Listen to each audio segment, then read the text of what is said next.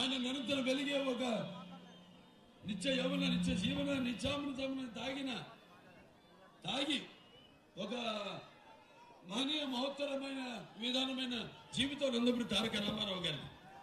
మరి ఆనాడు ఆయన సినిమాల్లో నటిస్తుంటే ఆయన ప్రస్తావన గురించి చెప్పాలంటే ఈ తరం వాళ్ళకి తెలియాలి. ముఖ్యంగా నా అదృష్టం అటు చూశాను ఇటు చూశాను, ఇంకా 2 తరాలతో కనెక్ట్ అయిపోయాను అన్స్టాపబుల్తో.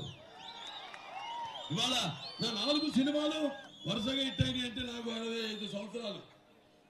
ఇవాళ 50 సంవత్సరాలుగా నటుడిగా, హీరోగా, నటుడిగా కాదు, చాలా మంది హీరోలుగా వచ్చారు, మళ్ళీ మధ్యలో మారి క్యారెక్టర్ యాక్టర్లు ఎవరన్నా దాంతో సరిపెట్టుకుంటున్నారు. కానీ 50 సంవత్సరాలు ఈ ప్రపంచంలోనే ఒక ఏకైక హీరోగా నేను ఈ అందరి ఆదరాభిమానాలతో నిలదొక్కున్నాను. హీరోగా ఇంకో 20 సంవత్సరాలు హీరోగా నటిస్తూనే ఉంటాను.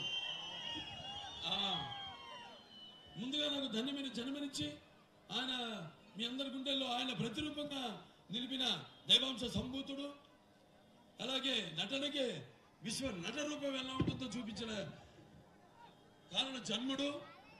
మరి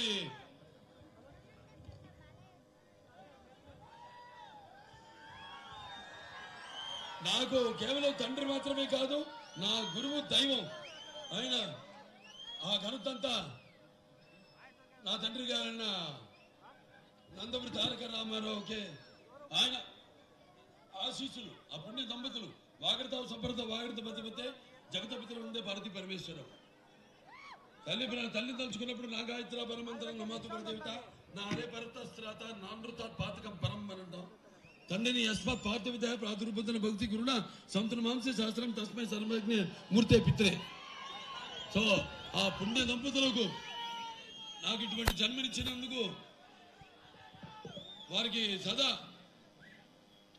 ఆ భగవంతుడికి వాళ్ళ ఈ పుణ్య దంపతుల బిడ్డగా నాకు జన్మ ఇప్పించినందుకు, అలాగే ఆ కళామ తల్లి యొక్క ఆశీస్సులతో ఇంకా నేను ఇలా నటుడిగా ప్రతి సినిమాతో ఏదో సినిమాలో ఒక మంచి సందేశంతో, సినిమా అంటే వినోదమే కాదు, ఇలా ముందుకెళ్తున్నానంటే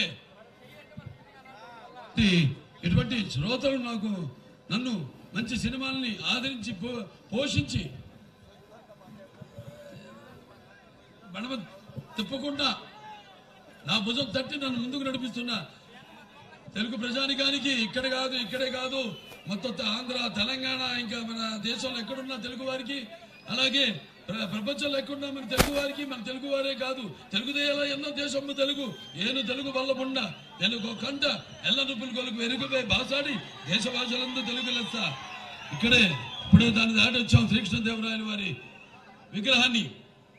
మన అటువంటి వీళ్ళందరి మన్ననలతో ఆశీస్సులతో ఇవాళ నేను ఇంకా రాగలుగుతున్నాను. అలాగే నా హిందూపురం నియోజకవర్గ ప్రజలకు నేను సదా 3వ సారి నన్ను గెలిపించినందుకు, మరి ఆ నాన్నగారు నా నాడు 3 సార్లు గెలిపించారు, ఆ ఘనత వారు దక్కింది. అలాగే మళ్ళీ ఆయన తనైన నన్ను కూడా 3 సార్లు గెలిపించి చరిత్ర సృష్టించిన నా హిందూపురం ప్రజలకి, నా రాయలసీమ బిడ్డలకు అందరికీ నా హృదయపూర్వక నమస్కారాలు తెలియజేసుకుంటున్నాను. కేవలం సినిమాలే ఆనాడు ఎన్టీ రామారావు గారు ఒక నటుడిగా నడుస్తున్నప్పుడు పౌరాణిక నటిస్తుంటే పౌరాణికాలు నాట్యం ఆడాయి, జానపదాలు జావలీలు పాడాయి, సాంఘికాలు సామాజిక వర్గమనాలు అయ్యాయి.